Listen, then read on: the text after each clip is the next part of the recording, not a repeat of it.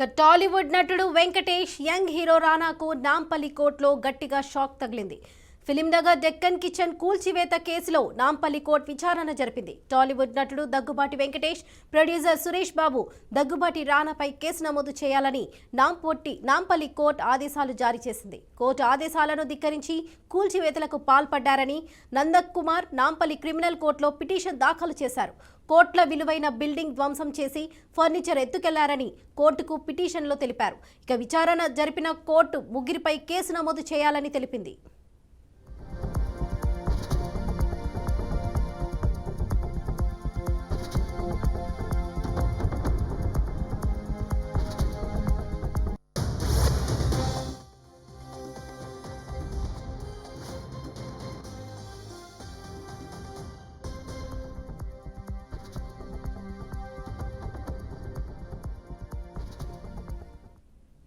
టాలీవుడ్ నటుడు Venkatesh young hero రానాకు Nampally కోర్టులో గట్టి షాక్ తగిలింది.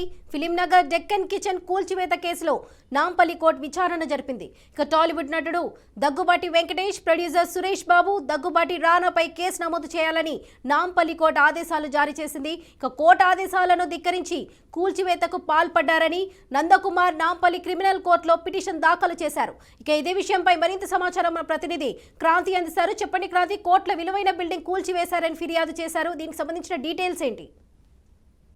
రైట్ వరలక్ష్మి, అయితే నాంపల్లి కోర్టు అంటే గతంలో ఫిలింనగర్ డెక్కన్ కిచెన్ కూల్చివేత పైన అయితే గతంలోనే నందకుమార్ అనే వ్యక్తి మాత్రం ఫిలింనగర్ పోలీస్ స్టేషన్ లో మాత్రం ఫిర్యాదు చేశారు. దగ్గుబాటి హీరో మన ప్రొడ్యూసర్ దగ్గుబాటి మన హీరో దగ్గుబాటి రానా కావచ్చు, లేదంటే దగ్గుబాటి వెంకటేష్ కావచ్చు, దగ్గుబాటి సురేష్ బాబు ప్రొడ్యూసర్ కావచ్చు, దగ్గుబాటి అభిరామ్, ఈ నలుగురితో పాటు మరో వ్యక్తి కూడా, ఒక బిజినెస్ వ్యక్తి కూడా దీంట్లో పాల్గొన్నట్లయితే మొత్తం పూర్తిగా 5 మంది మాత్రం దీనికి హయాంలో మాత్రం జరిగింది అనేది చెప్పుకోవచ్చు. ఎందుకంటే గతంలో కూడా నందకుమార్ అనే వ్యక్తి హైకోర్టుకి వెళ్ళేసి ఈ డెక్కన్ కిచెన్ కి సంబంధించిన కూల్చివేత కావచ్చు, లేదంటే లీజుకి తీసుకున్న సంబంధంలో హైకోర్టు అప్పటికే ఆర్డర్ ఇవ్వడం కూడా జరిగింది.